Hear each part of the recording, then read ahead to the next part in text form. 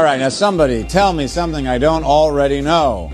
Newton stole it. I'm sorry? Joseph Raphson published the same method 50 years earlier. Ben, suppose you're on a game show, and you are given a chance to choose from 3 different doors. Behind one of the doors is a new car. Behind the other 2, goats. Which door would you choose? Door number 1. Ben chooses door number 1. Game show host decides to open another door. Let's say he chooses door number 3, behind which a goat. Game show host comes up to you and says, Ben, do you want to stay with door number 1 or go with door number 2?